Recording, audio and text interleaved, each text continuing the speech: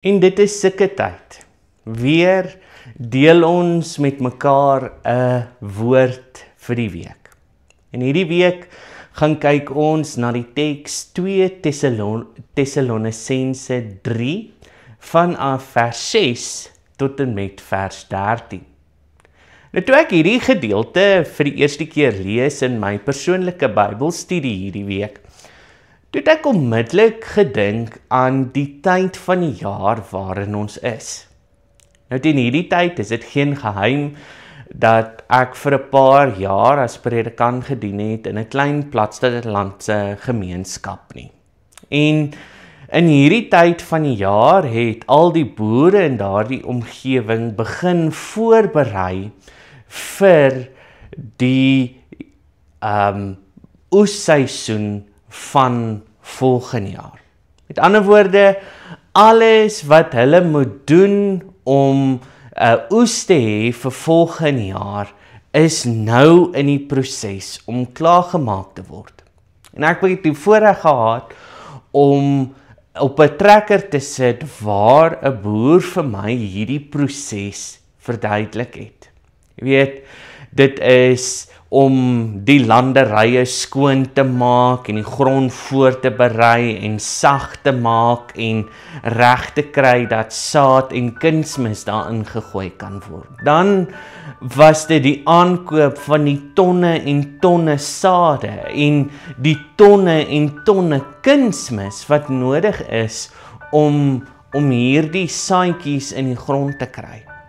Maar dankie tog vir trekkers wat deesdae slim genoeg is, wat die kwaliteit van die grond gemeet het maande voor die tyd, voordat ons nou by ons plantseisoen uitgekom het, en dan nou presies kan sê, maar in hierdie gedeelte van die landerye moet ons nou soveel kunsmis ten opsigte van die saad, en so moet ons dit nou uiteensit en plant. En dan word die plantwerk gedoen. En dit word gedoen met die fynste detail, met die fynste besonderhede wat uitgewerk word. En dan wag die boer. Dan wag die boer vir die Here. Hy wag vir die Here om reën te stuur. Hy wag vir die Here om son te gee.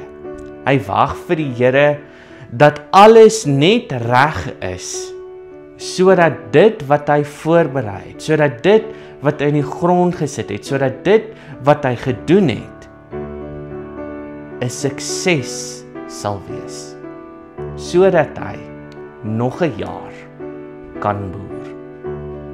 En soos ek nou gesê het dit my laat dink aan Paulus se woorde in 2 Tessalonisense, waarin hy vir hierdie gemeenskap in Tessalonika wat amper half nou vrede gemaak het dat die Here môre kom en agteroor op hulle lauwere gaan sit het en gesê, maar weet jy, die Here kom. Ons het nie nodig om te werk nie, want die Here gaan vir ons kom haal. Paulus wat vir hulle sê, nee, dis nie hoe dit werk nie.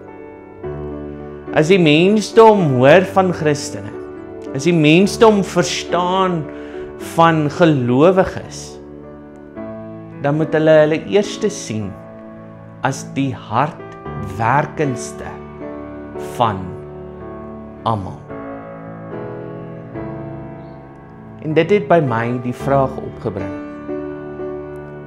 Ons as Christene, ons as gelowiges, bring ons werklik ons kant.